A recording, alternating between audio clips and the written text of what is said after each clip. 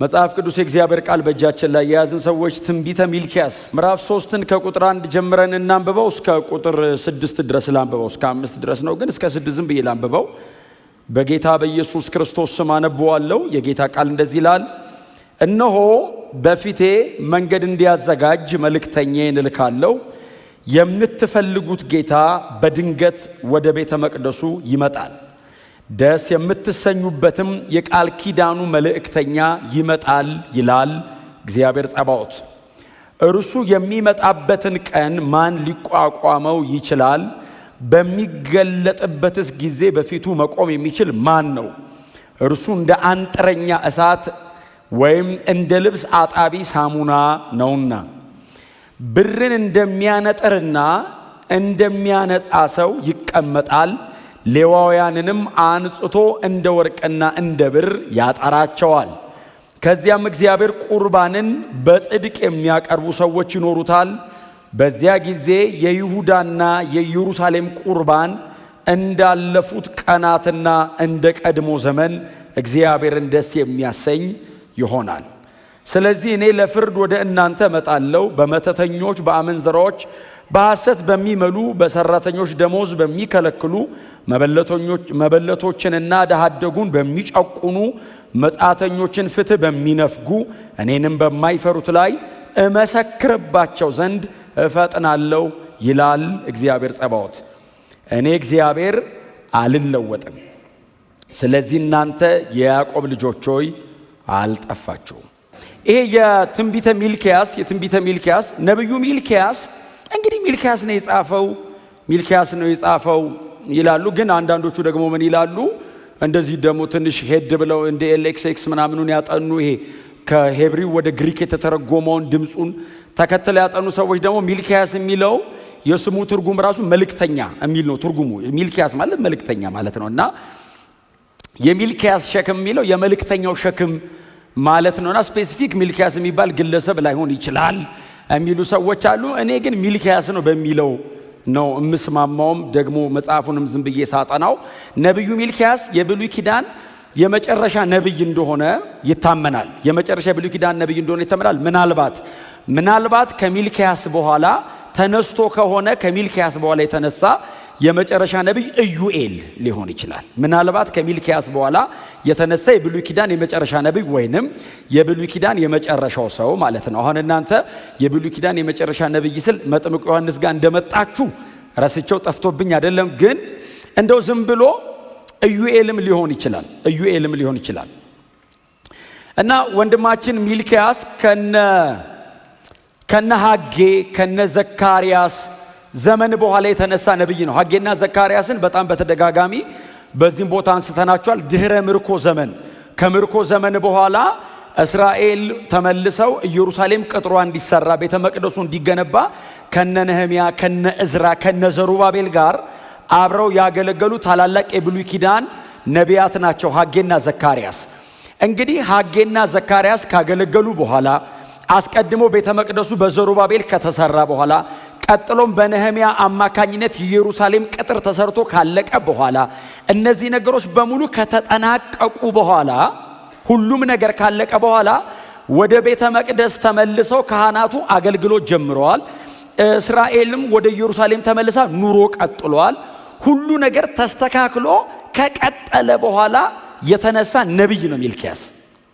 በታደሰ ቅጥር በተገነባ ቤተ መቅደስ በተስተካከለ ሶሻል ሲስተም መካከል እግዚአብሔር ሕዝቡን ወደ ምድሩ ከመለሰ በኋላ ያስነሳው ነብይ ነው። ነህምያ የቅጥሩን ስራ ከጨረሰ በኋላ ወደ አርጤክስስ ተመልሶ ሄዷል። ባይዘዌ የቅጥሩን ስራ ከጨረሰ በኋላ ነህምያ በሕዝቡ መካከል የሕዝቡ ገዢ ወይንም የሕዝቡ መሪ ሆኖ አልቀጠለም። ወደ አርጤክስስ ቤተ መንግስት ወደ ሱሳ ግንብ ተመልሶ ሄዷል። ነህምያ ከተመለሰ በኋላ በሕዝቡ መካከል የተወሰነ የህይወት ክፍተት፣ በአገልግሎት መካከል በሌዋውያኑ መካከል የተወሰነ የአገልግሎትና የህይወት ክፍተት መምጣት ጀምሯል። እነዛን ክፍተቶችና እግዚአብሔር አይቻቸዋለሁ የሚላቸውን እንከኖች ለማስተካከል ያስነሳው ነብይ ነው ሚልክያስ።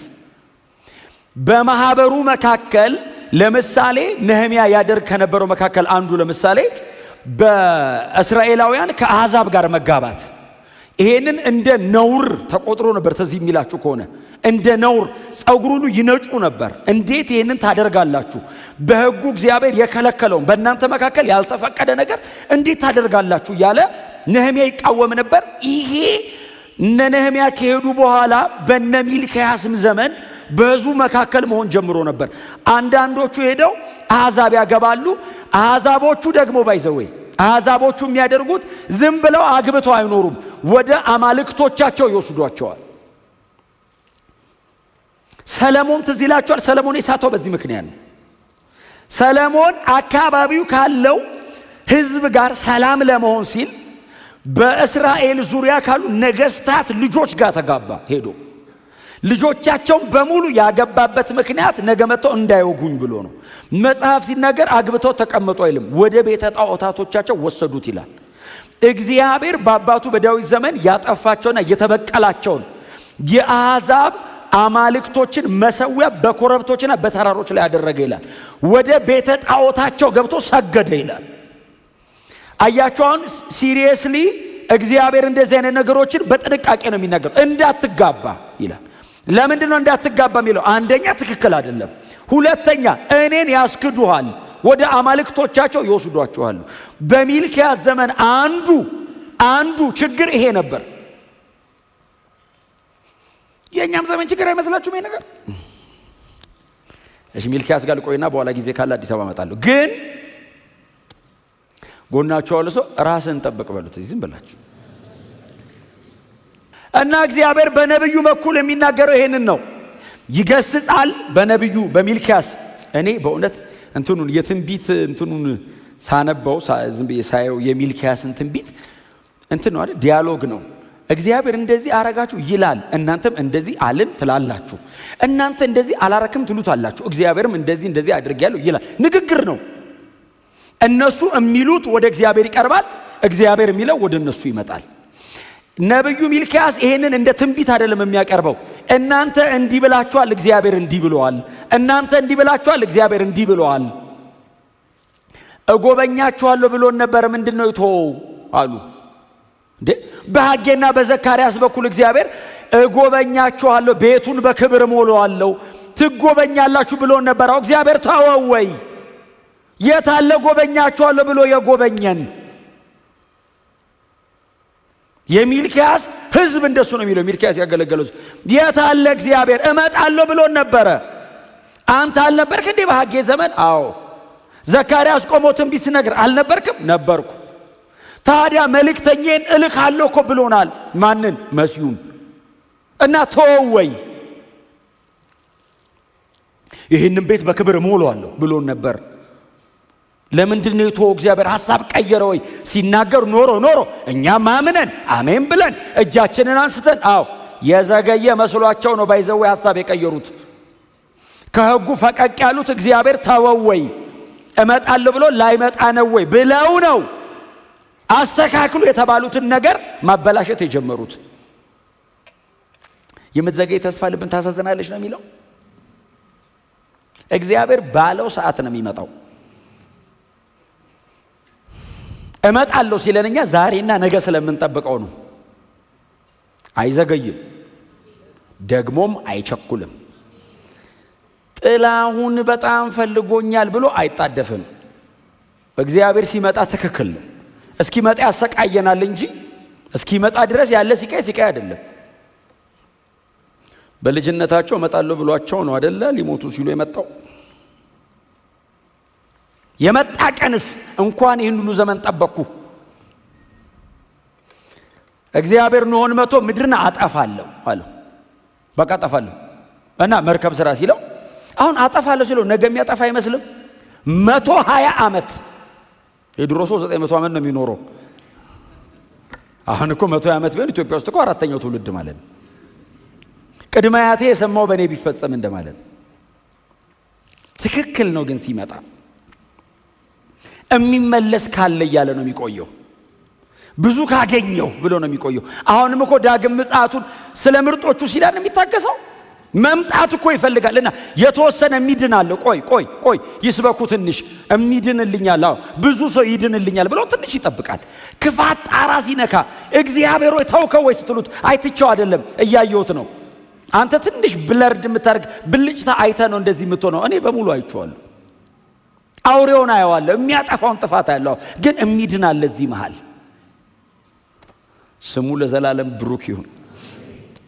እና የሚልኪያስ ትንቢት ጠንከር ያለ ነገር አለው። እኔ ዛሬ በሱ መንገድ አይደለሁም በእውነት ግን ይሄ ሰይፍ የሆነ መልእክት አለው። እንዴት ግን ጥሩ መሰላችሁ! ሁሌ በጣም ክሬሚ የሆነ ነገር መብላት ለጤናም ጥሩ አይደለም። የሚያቃጥል መረር የሚል ነገር መብላት ለቴስት ራሱ ጥሩ ነው እንደው ጤናው። ከዛ በኋላ ደግሞ ይሄ ሁሌ የሚጣፍ ቦሪንግ ነው። የሆነ ቀን ደግሞ እግዚአብሔር አባትነቱ ብቻ ሳይሆን አምላክነቱን መፈራቴ አይደል ያለው እግዚአብሔር።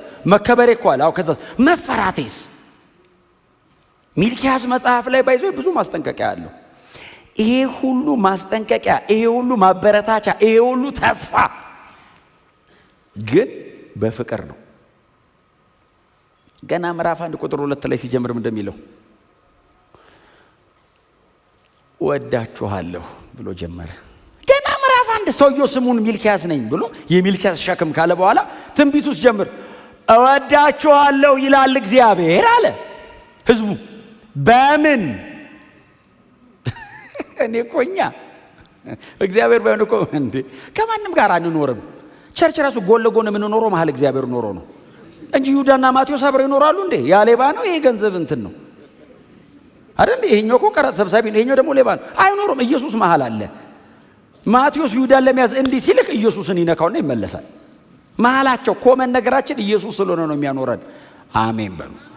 12ቱ ባይዘው ዩኒቨርሳሊ ቸርች ላይ ያሉ ሰዎች በሙሉ ናቸው። ቸርች መተን የተለወጥ ነው። እግዚአብሔር መጣና ወዳችኋለሁ ሲል እሰይ አይባልም። በምን ቀጥሎ ምን ሊለን ነው እኮ ነው። በምን ወደድከን ሲሉት እንዲሁ። እንዴት አይነት ቃል ነው! እንዴት አይነት አምላክ ነው! በምን ስራቸውን ያውቃሉ። ባይዘው እያጠፉ ያሉትን ጥፋት ያውቃሉ።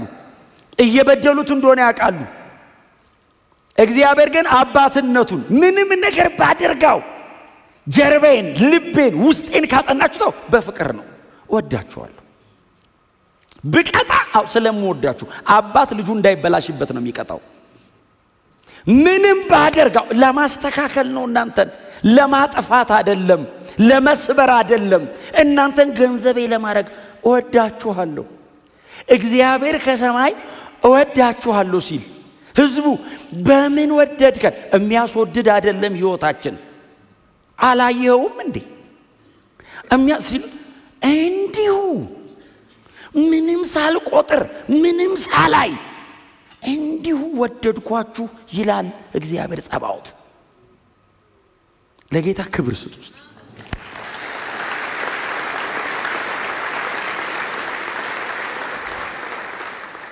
እንዲሁ ወደድኳችሁ። እኔ ወንጌል ነው እኮ ይሄ እኮ ጎስፕል ነው። ባይዘው ጎስፕል እግዚአብሔር ያለ ቅድመ ሁኔታ ወዳችኋለሁ አለ። በምን? የሁሉም ሰው ጥያቄ እኮ ነው። እኛም እኮ ይሄን እኮ ነው የምንጠይቀው። ደጆተ ወንጌል ብሰብክ አንድ እኮ ነፍሰ ገዳይ ቁጭ አድርገህ ጌታ ይወዳል ብትለው እንዴት እኔን አይወደኝም ነው የሚል። እንዴት ይወደኛል? እኔ እኮ ሲል እንዲሁ ነው የሚወደኝ። እኔ እኮ ብሎ ሊዘረዝር አረ ያውቀዋል። አትንገረው፣ ለኔም አትንገረኝ። እንዲሁ እሱን ሁሉ ጠቅልሎ አጥፍቶልህ። አይ እግዚአብሔር ከነ ኃጢአትህ አይደለም የሚወድህ፣ አንተን ነው የሚወድህ። ሲወድ ከነ ኃጢአትህ አይደለም የሚያድንህ፣ ከኃጢአት ነው የሚያድንህ። እስቲ አሜን በሏ። ከነ ምናምኔ አይደለም የሚወስደኝ፣ ገንጥሎ ይጥሏል ኃጢአትን። በእግዚአብሔር መገኘት ውስጥ ኃጢአት መቀመጥ አይችልም። ስለዚህ እግዚአብሔር ከነ ግሳንግሴ አይደለም የሚወደኝ፣ እኔን ነው የሚወደኝ። እወድሃለሁ ሲለኝ አመፄን ጨምሮ አይደለም የሚወደው፣ አንተን ነው የምወድህ ይለኛል። ከዛስ እመጣለሁ። ለምን? ላጠራህ። ሳጠራ ግን ሊያምህ ይችላል። ምክንያቱም እሱ እንደ ሪፋይነር ነው፣ አንጣሪ፣ ብር አንጣሪ፣ ልብስ አጣቢ ነኝ አለ። የሚያጥብም የሚያነጥርም ለጥፋት አይደለም። የሚያጥብ ቆሻሻ ለማስወገድ ነው። የሚያነጥር የተቀላቀለ ለማውጣት ነው፣ ለጥፋት አይደለም። አዎ የኔ ለማድረግ ነው። የፍቅሬ መገለጫ ነው። መውደዴን ማሳያዬ ነው። ሊያምህ ይችላል። ሆሴ ላይ ነው እርሱ ሰብሮናልና እርሱ ይጠግነናል። ለምንድን ነው የሰበረኝ? ልክ መጣመስ ጀምር ታው ሲለኝ መቃናት በሚችልበት ሰዓት ቆይ እባክህ እግዚአብሔር ሆይ ስል ቆይ እባክህ እንደዚህ ሆኖ ቀረ፣ እንደዚህ ሆኖ ደግሞ አይሆንም አለ እና ላላቅ እንሞክር ጌታ ስትል ችግር የለውም እሱ ለኔ ተው ፈቀድልኝ። ሰብሮናል፣ ከዛስ ጠግኖናል፣ ይሰራል። ሲያቃናው ግን ያማል። ቢያመንም ሊያድነን ነው። አያችሁ የአባትን ልብ በዚህ መንገድ አንደርስታንድ እናድርገው።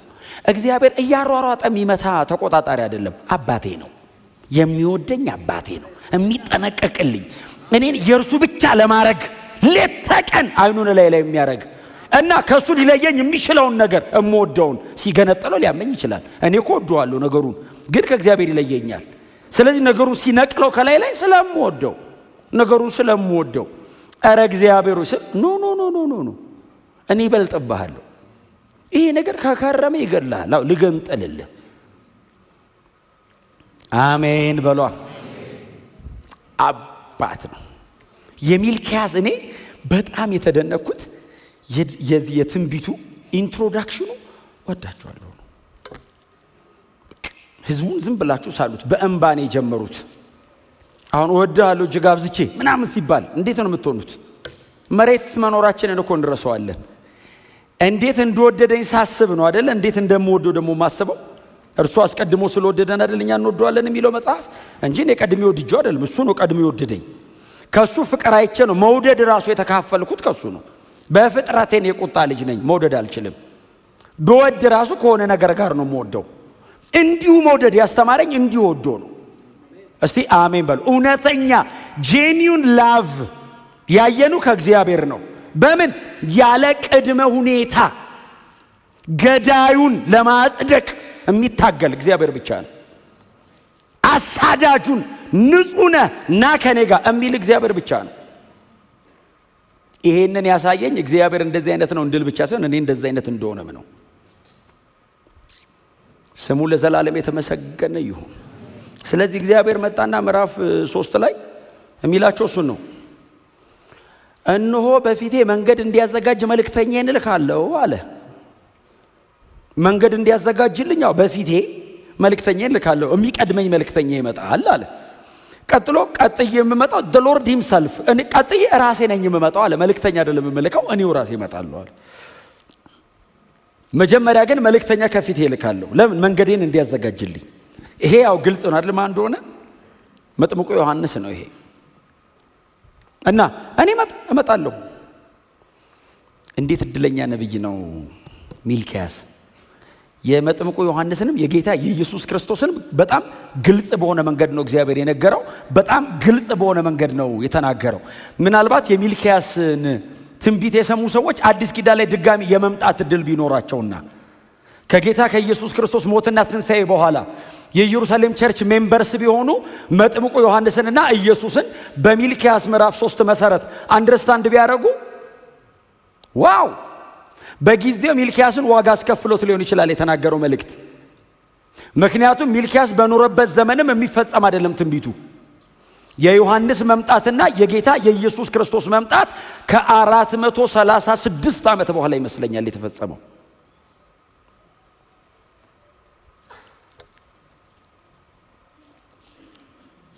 መልእክተኛዬን ከፊቴ እልካለሁ። ማቴዎስ ወንጌል ምዕራፍ 11 ላይ ሄዱና አስተያውጡ ቃል በቃል አንዳንድ ቃሎች ስለተፈጸሙ። ማቴዎስ 11:10 ላይ ላንብብላችሁ።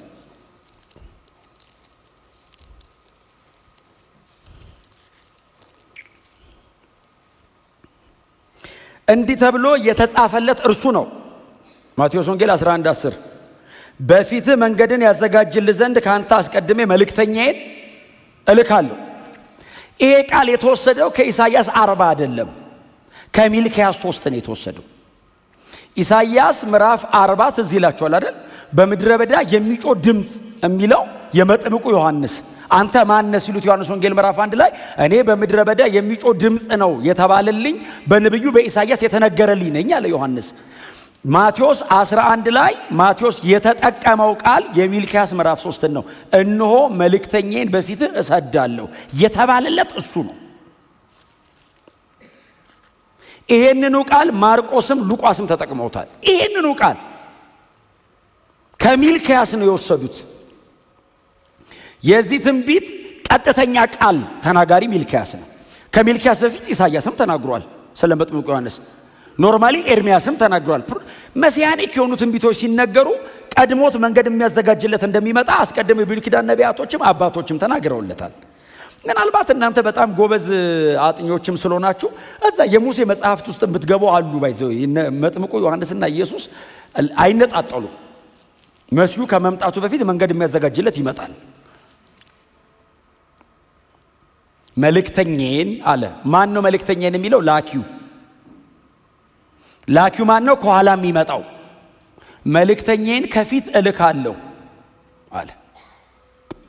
ከዛስ የሚልክያስ ጉባኤ ኦሬዲ በዘካርያስና በሐጌ በኩል የሰሙት መልእክት አለ፣ እግዚአብሔር ይጎበኛቸዋል የሚል።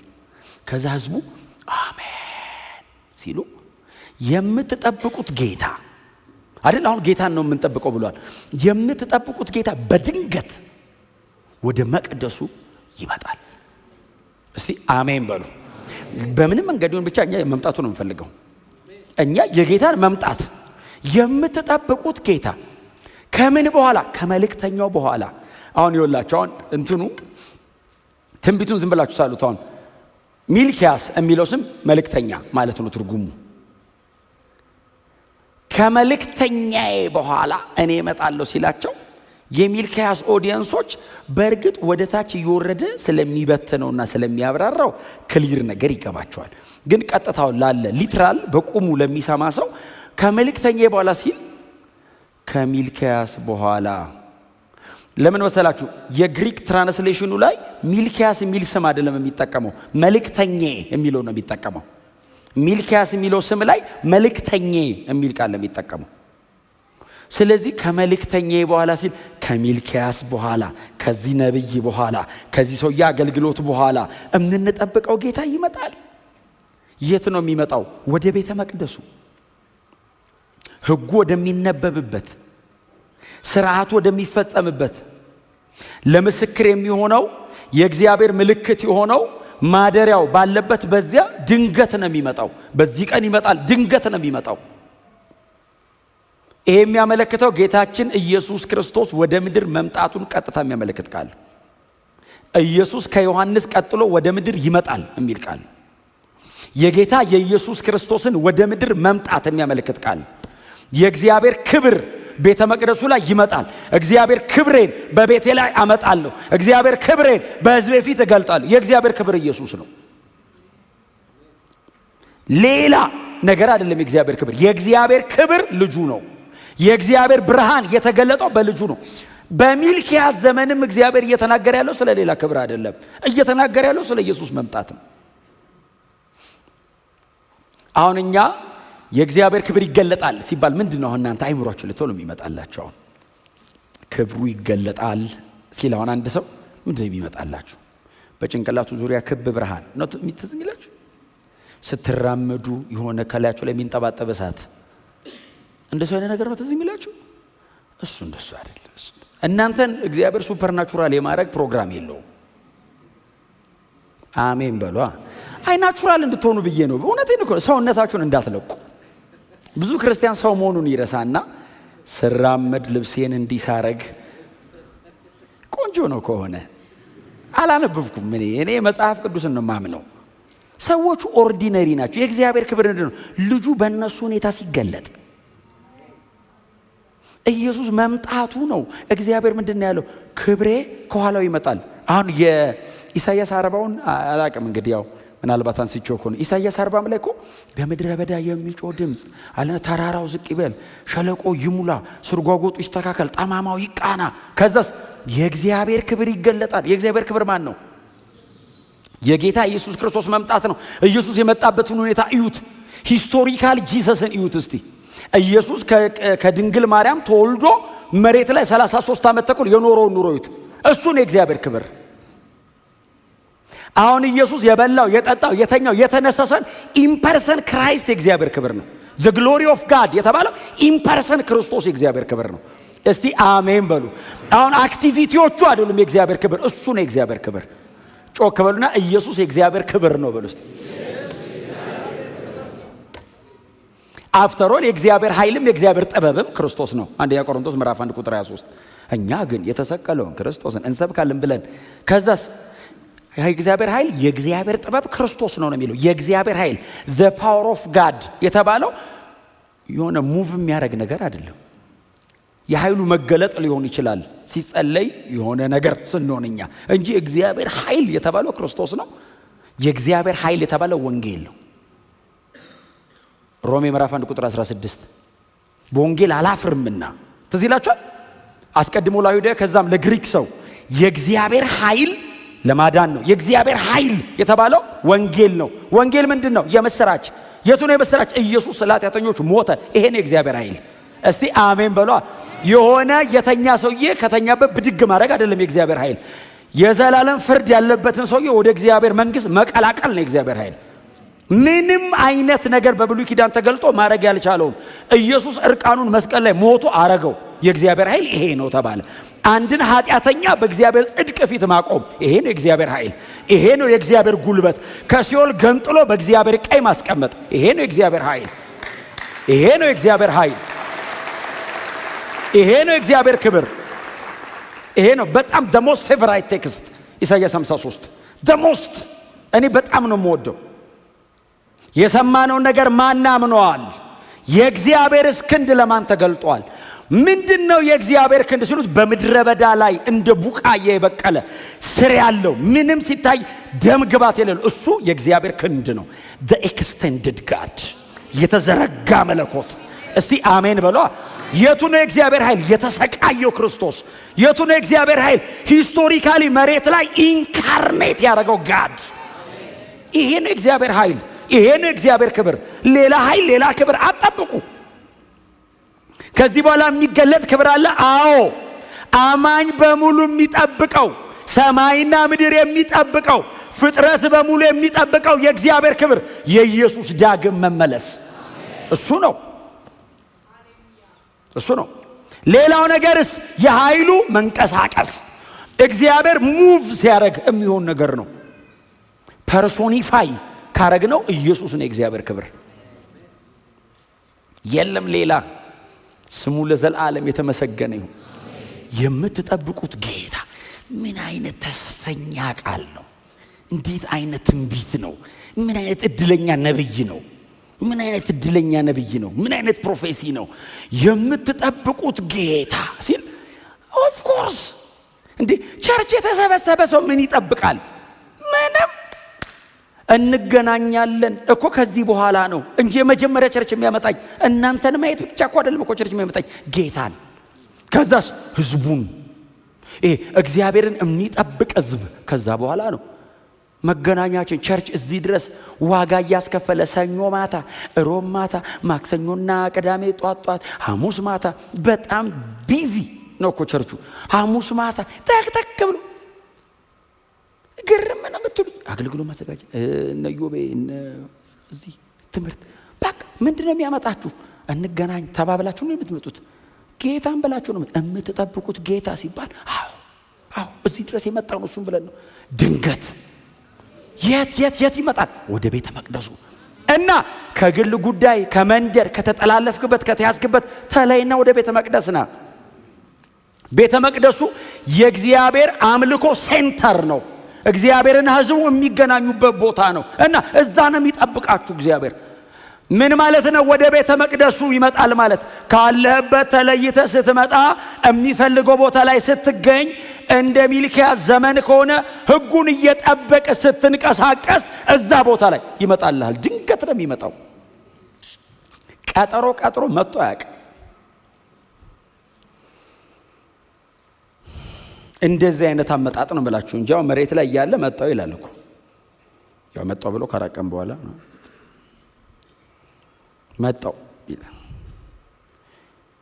እናንተ እንደዛ እንዳትነሱ እሱ የመለኮት ቀጠሮ ድንገት አይደለም የሚመጣው።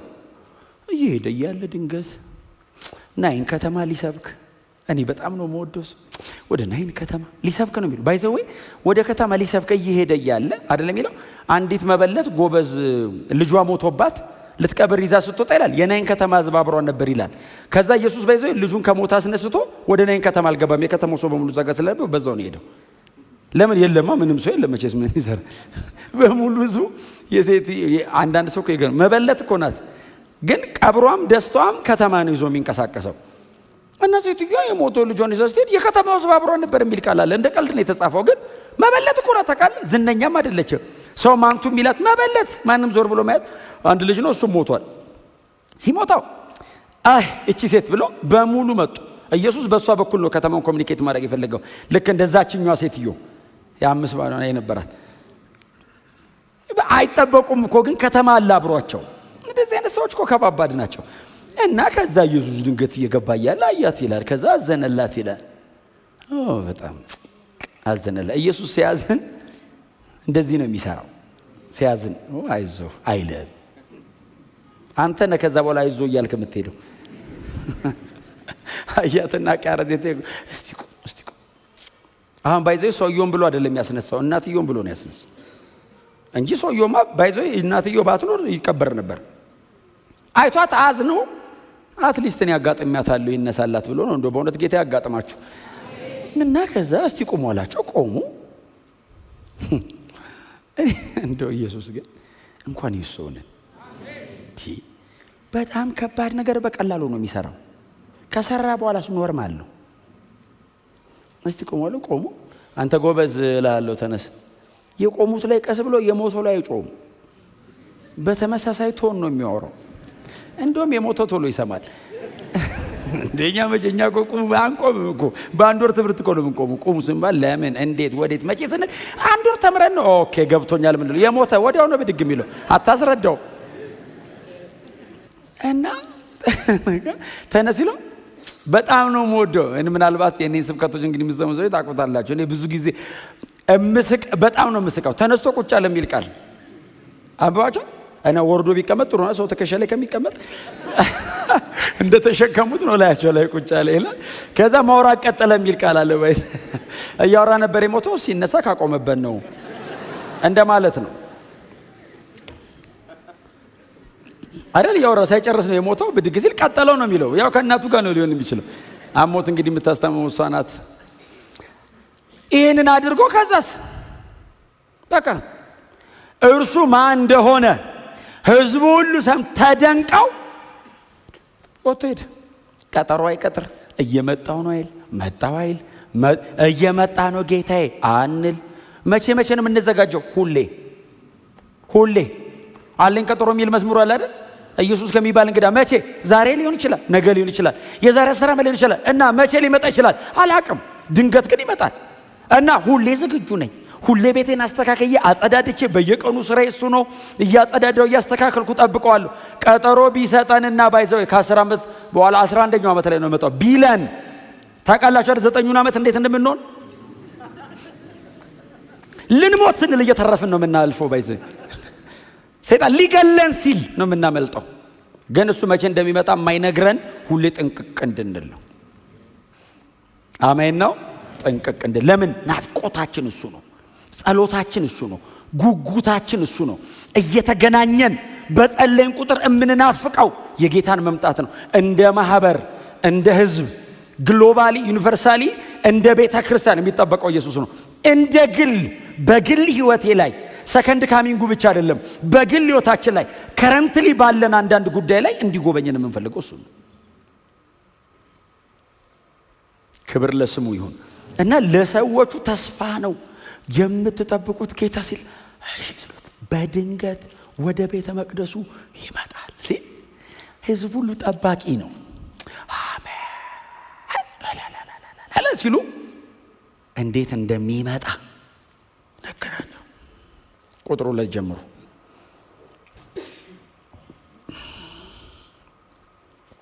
ምንድን ነው የሚለው? በጥያቄ ነው። ቁጥሩ 2 ይመጣል መልስ ነው። አመጣጡ ግን ጥያቄ ነው። እሱ የሚመጣበትን ቀን ሊቋቋም የሚችል ማን ነው? እነዚህን ሁለት ቁጥሮች ለያይታችሁ እዩዋቸው። እናንተ በኋላ ጊዜ ስታገኙ ቁጭ ብላችሁ አንብቡት። እሺ የመጀመሪያው ፈርስት አድቨንት ይሄ እንትኑ ነው። የመጀመሪያው ኢንካርኔሽኑ ነው፣ ስጋ ለብሶ የሚመጣው ነው። ከቁጥር 2 ጀምሮ ያለው ሰከንድ ካሚንግ ነው። ሰከንድ ካሚንግ ነው። እሱ የሚመጣበት ቀን የሚለው የጌታ ቀን ተብሎ የሚታወቀው መጽሐፍ ቅዱሳችን ላይ በጣም በስፋት ዳግም ምጽአቱን የሚያመለክት ቃል። ያንን ቀን እሱ በሚመጣበት በዛ ቀን ነው ማን ሊቋቋም ይችላል? ማን ነው የሚቋቋም? ና ነው አይደል ጸሎታችሁ? ና ነው ጩኸታችሁ፣ ና ነው ጉጉታችሁ። ካልመጣ ነው እሱ የሚመጣ ቀን ይመጣል፣ አይቀርም። እመጣለሁ ብሎ ነው አይደል የምትጠብቁት እንጂ እናንተ ና ብላችሁት አይደለም። እሱን አይደል ሲሄድ እመለሳለሁ ብሎ ነው ሄደው። ታዲያ መቼ ነው እንድንል ያደረገን እኮ እመጣለሁ የሚለው ቃሉ ነው። ሲመጣ ግን የታመነ ነው። እመጣለሁ ባዩ ይመጣል። እንኳን እግዚአብሔር ይቅርና ጥሩ ሰዎችም የተናገሩትን ያደርጋሉ። እግዚአብሔርማ የታመነ ነው፣ በቃሎቹ የታመነ ነው። የሚመጣ ቀን ግን መምጣቱን ማን ሊቋቋመው ይችላል ሲል ህዝቡ ጥያቄ ይጠይቃል። እንዴት ነው ማንቋቋመው? እንዴት ነው የሚመጣው? ምን አይነት ሆኖ ነው የሚመጣው ሲል በሁለት መንገድ ነው አይደል የሚያቀርበው። የዚህ ትንቢት አቅራቢ ሰው ትንቢቱን የሚያቀርብበት መንገድ በሁለት መንገድ ነው። እግዚአብሔር የገለጠለትን ነገር በሁለት መንገድ ያቀርበዋል። አንደኛ እንደ ብር አንጥረኛ ነው። ሁለተኛ እንደ ልብስ አጣቢ ነው። የመጀመሪያው ብር አንጥረኛ ቅድም ያልኳችሁ ነው፣ ሪፋይነር ነው። ብር አንጥረኛ ትግሉ ለምሳሌ አሁን ሞር ወርቁን ልንገራችሁ። ብር አንጥረኛ ወርቅ አንጥረኛ ተመሳሳይ ናቸው። ወርቅ አንጥረኛ እሳት ነው የሚጨምረው። ብር አንጥረኛው እንደዛ ነው የሚያደርገው። ከስር እሳት እንትን አለው። ይሄ ምንድነው የሚባለው? ይሄ ወናፍ ነው የሚባለው። ወናፍ አልተሳሳትኩም አይደል? ያደርጋል። ትንፋሽ አይመስልም፣ እሳት እኮ። ልክ እሱ ሲያደርግ ወርቁ ይንገበገባል። ዋይ አንጥረኛ አለ። ራሱ ነው በዚህ የሚያደርገው። አንጥረኛው ሳያውቅ አይደለም እሳቱ፣ በአንጥረኛው ዕውቀት ነው መጠኑ። አንጥረኛው ጋር አለ የእሳቱ ዲግሪ። ሪፋይነሩ ነው የሚያዘው የእሳቱን መጠን። ውዝል ይልና ወርቁ ቅርጽ ይቀይራል አይደል? ይሄ ወርቅ ወልቆ እሳቱ ላይ ሲቀመጥ እሳቱ ሲያንገበግበው ፈሳሽ ይሆናል። ባይዘዌ ፈሳሽ ሲሆን የወርቁን ቅርጽ የመቀየር ስራ ብቻ አይደለም የሚሰራው። ወርቁ ላይ የተቀላቀሉ አሎይስ አሉት አይደል? አሁን ወርቁ አንዳንድ ወርቅ አይታችኋል፣ ቀይ ነው አለው የተቀላቀለ መዳብ የሚመስል ወርቅ እኮ አለ። በደንብ እሳት ይጨምርበትና ይሄ እነ መዳብ እነ ምናምን አሉ፣ ሙለጭ አድርጎ ያወጣቸዋል። ትግሉ ወርቁን ማጥፋት ሳይሆን ማጥራት ነው። አሁን እግዚአብሔር የሚላቸው እሱን ነው። እኔ ስመጣ እንዳንጥረኛው ነው የምመጣው። ምን እያረክ? እየለየሁ፣ እያጸዳሁ፣ እያስተካከልኩ፣ እየቀደስኩ። አሜን በሏ።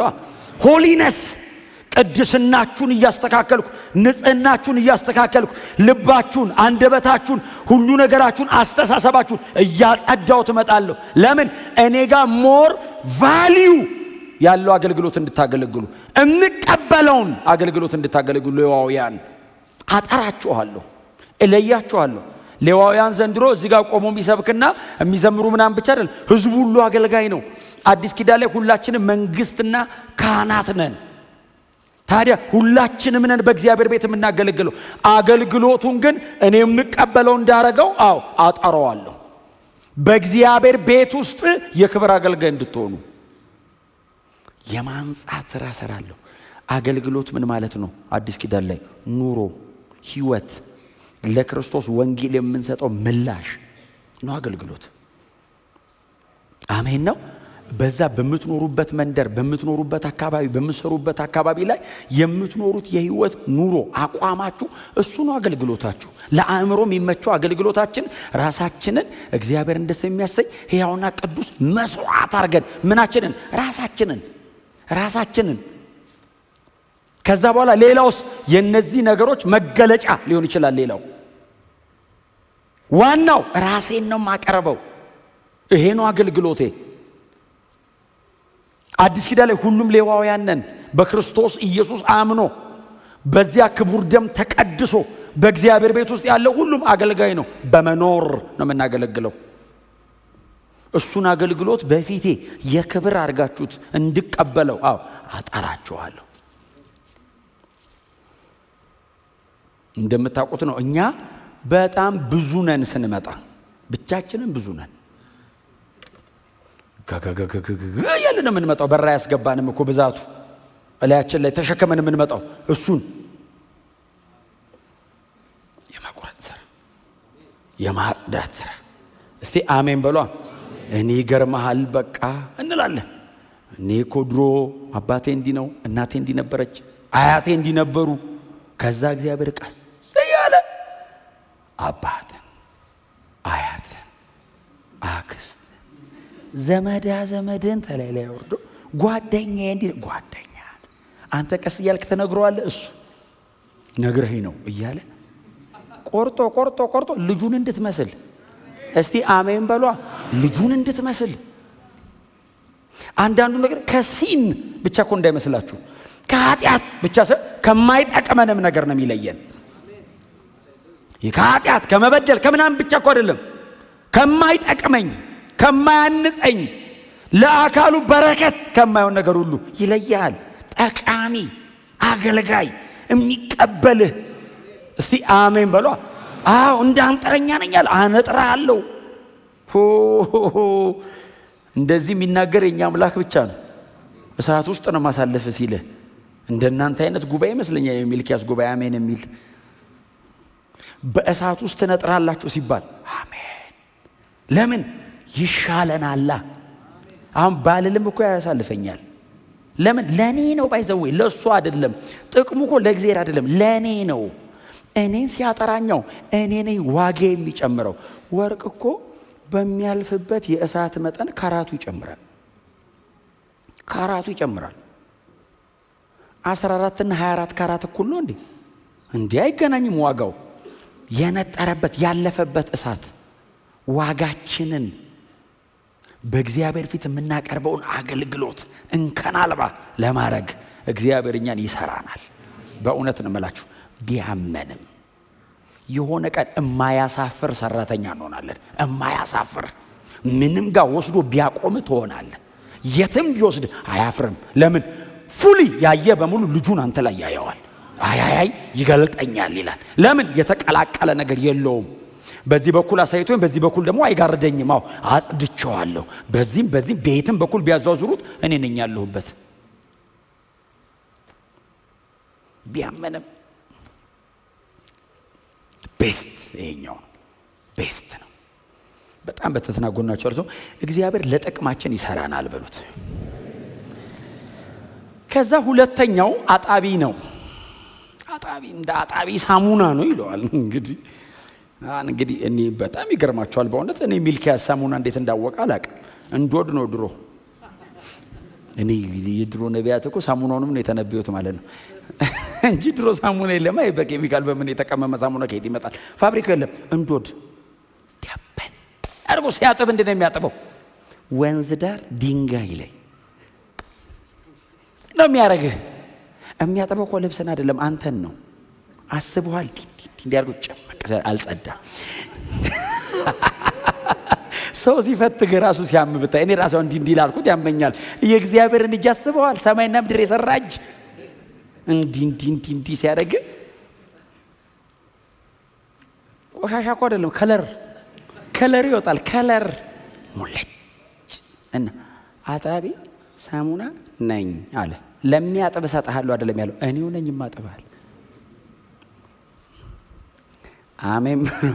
ድብት ስቀድስ እኔው በእኔ መጠን ነው ማነጽህ አለ። ባይዘዌ አጥብሃለሁ ማለት አጸድሃለሁ ብቻ አይደለም። በእግዚአብሔር እጅ ላይ ከሆነ ርህራሄ አለ። ርህራሄ አለ። አያጠፋም። አሁን አንድ ለሰይጣን አሳልፎ እንደዚህ አይነት እኔ ትምህርት አላነበብኩም። እግዚአብሔር እስቲ ቆይ እንትን በሎ ብሎ ለሰይጣን ሰጥቶ ሰይጣን ትንሽ አሰቃይቶኝ አይመልሰኝም። ለ10 ደቂቃ ሰይጣን ቢያገኝ አትመለስም። በቃ አትመለስም። እግዚአብሔርም እስቲ ቅጣና አምጣው ብሎ አይሰጥም። እንደዚህ አይነት አምላክ የለንም። በእጁ ላይ ያስተካክላል። ካጸዳ ለጥቅሜ ነው። እግዚአብሔር እኮ ይወደ እንደ እግዚአብሔር እኔ ራሴን እግዚአብሔር የሚወደኝን ያክል እኔ ራሴን አልወደውም። ከምንም በላይ ነው የሚወደኝ። ልረዳው ከምችለው በላይ ነው ባይዞ የሚወደኝ። እግዚአብሔር እኔን የሚወድበትን ፍቅር ኢቭን አንደርስታንድ አላረገውም። እንኳን ሊገባኝ እንኳን ላብራራው መረዳት አልችልም። ከመጠን በላይ ነው የሚወደኝ። ስለዚህ አሳልፎ አይሰጠኝም። ያጸዳዋል ብሎ ቀጥሎ ለምንድን ነው የሚያጸዳው? ገንዘብ ሊያረገው ነው፣ ሊወስደው ነው። የሚመጥነኝ ንጹህ ነገር ነው። አዎ ሚክስ አድርገዋል። አዎ ቆሽሿል። የሆነ አቧራ ባቧራ ነገር ሆነህብኛል። አዎ ደግሞ አቧራው ደጅ አይደለም ውስጥ ሁሉ ነው። እና ዝም ብዬ ለቅለቅ አረጋለሁ አይደለም የሚለው አይደል? ሳሙና ለማለት በደንብ ነው የሚያጥብ። ሙልጭ አድርጎ ነው የሚያጥብ። እኛ መጽዳቱን እንፈልገዋለን፣ በጣም የሚያሸን ግን አንፈልግም። እንደው ዝም ብሎ እንዲህ ከለበስ ተደርጎ አይጸዳም። እግዚአብሔር ንጽህናው እሱ ነው፣ የሚቀድሰን እሱ ነው፣ የሚያነጻን እሱ ነው። አየህ የሱ የቅድስናውን መጠን ያክል ነው እኔ ላይ የሚሰራው። እስቲ አሜን በሉ። ስታንዳርድ በእግዚአብሔር እጅ ላይ ነው ያለው። ልብሱ አይቀደድም፣ ሲያጥበው ያጸዳዋል። እያንዳንዷ ነገሬ እንዴ ያለሱ ፈቃድ እኮ ጸጉሩ ተነቅሎ የሚወድቅ የለም ይላል። ጸጉራቸው የተቆጠረ ነው። ሲያጸዳ ይሄን እንኳን አይነቅልም። ምን ያህል እንደሚጨነቀልህ ይኸው። እንትኑ ይጥፋ በቃ እንትኑ ላጽዳው አይደለም የሚለው። ካንተ ቆሻሻውን ብቻ ነው የሚያስወጣው። አንተን እያንዳንዱ ነገርህን ይፈልገዋል። ሁሉ ነገርህን በጣም ዋጋ ይሰጠዋል። እንደ አጣቢ ሳሙና። አንድ ጥቅስ አለ መጽሐፍ ቅዱሳችን ላይ ልብሳቸውን በበጉ ደም ያጠቡ የሚል ንጹሃን። በደም ታጥቦ የሚነጣ ልብስ አለ እንዴ? በደም ነው የታጠበው። ልብሳቸውን ያነጹ ይላል። በደም አጥበው ያነጹ። እኛ የምናጥበው ምንድነው? በጣም በንጹህ ውሃ። ላውንደሪ ለምንድነው የምታስገቡት? በጣም በንጹህ ነገር እንዲያጥቡት። በደም ታጥቦ የሚነጻ እዚህ ብቻ ነው እንደዛ። የኢየሱስ ደም የእግዚአብሔርን ቅድስና ይችለዋል። ስለዚህ በክርስቶስ ደም ሲታጠብ እግዚአብሔር ይሄንን እቀበለዋለሁ ይላል። ይሄ በቅድስና ልክ ነው ይላል። እስቲ አሜን በሏ። ቀዳሽ ማን ነው? እግዚአብሔር ነው። አንጪ ማን ነው? እግዚአብሔር ነው። አጣቢ ማን ነው? እግዚአብሔር ነው። ለቅድስና እንደምንሆን አድርጎ የሚቀድሰን እሱ ነው። ቀዳሻችን እሱ ነው። እኔ ነኝ የማጠበው አለ። እናንተስ ራስን አቅርብ። እመጣለሁ። ሰከንድ ካሚንግ አለ።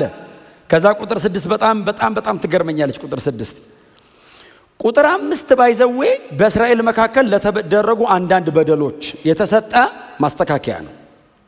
ቁጥር 5 አሁን ቆንጆ ነው አይደል?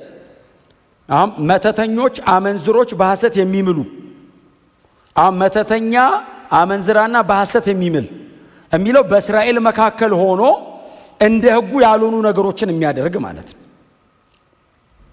በእነሱ ላይ እመሰክራለሁ። መቼ? ስመጣ። ታዲያ እስክመጣ ድረስ ተስተካከሉ ማለት እኮ ነው።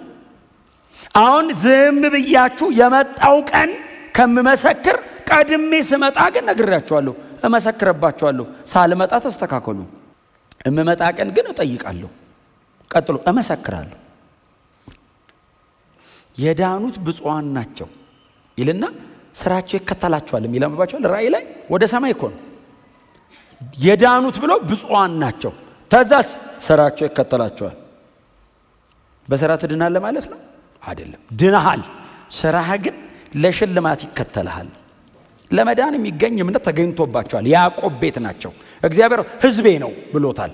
ግን ይሄ ግን መሃል አለ። መተተኛ፣ አመንዝራ፣ በሐሰት የሚመሰክር ይልና ከዛስ የሰራተኛውን ደሞዝ በሚከለክሉ መበለቶችና ድሃ አደጎችን በሚጨቁኑ መጻተኞችን ፍትህ በሚነፍጉ እኔን በማይፈሩ አለ ማለት ነው ህዝቡ መሃል። እና አስተካክሉ አላቸው። ለምን እና ያላችሁኝ አይደል? አዎ እመጣለሁ እኔ።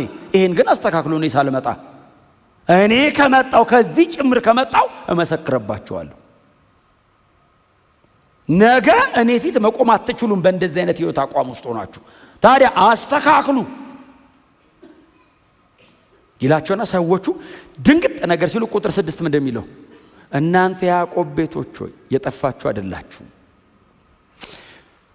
ሲሉ እኔ እግዚአብሔር አልለወጥም እወዳችኋለሁ ብዬ ቁጥር 1 ላይ ምዕራፍ 1 ጀምሬ ይላል አልለወጥም እወዳችኋለሁ አጠፉ ለምን እኔ ስለማልለወጥ አጠፉ ይሄንን ግን አስተካክሉ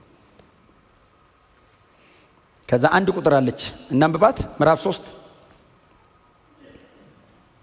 ቁጥር 16 እንደዚህ ይላል በዚያን ጊዜ እግዚአብሔርን የሚፈሩ ሰዎች እርስ በርሳቸው ተነጋገሩ እግዚአብሔር አደመጠ ሰማ እግዚአብሔርን ለሚፈሩ ስሙንም ለሚያከብሩ በእርሱ ፊት የመታሰቢያ መጽሐፍ ተጻፈ እኔ የመታሰቢያ መጽሐፉ ቁጥር 17 ተጻፈ 16 ነው መጽሐፉ እኔ በምሰራበት ቀን እነርሱ የገዛ ገንዘቤ ይሆናሉ ይላል እግዚአብሔር ጸባዖት አባት የሚያገለግለው ልጁን እንደሚታደግ ሁሉ እኔም እታደጋቸዋለሁ በዚያን ጊዜ እንደገና በጻድቁና በኃጢአተኛው መካከል እግዚአብሔርን በሚያገለግለውና በማያገለግለው መካከል ያለውን ልዩነት ታያላችሁ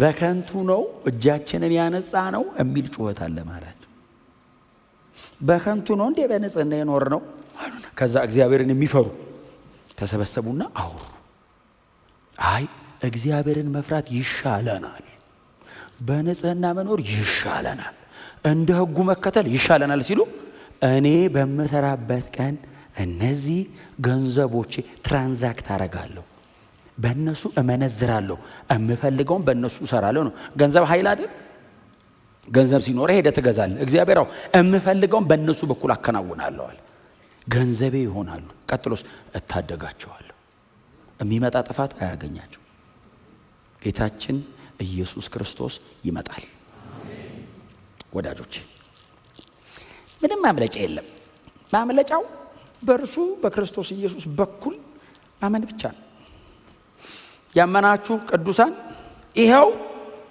ባመናችሁት እምነት በሕይወት ኑሩ የሰማችሁት የእግዚአብሔር ቃል እውነት በሕይወታችሁ ላይ ሥጋ ይልበስ አካል ያዝ የእግዚአብሔር ቃል ወክ ይደረግ ይኑር የእግዚአብሔር ቃል ስብከት ሰምታችሁ በጣም ተደስታችሁ እግዚአብሔር ይመስገን ብቻ ብላችሁ እንዳትሄዱ ሸሽጉት የእግዚአብሔርን ቃል በልባችሁ አድርጉት እያደረኩት ነው ወይ እየኖርኩት ነው ወይ አከናውን ቼክ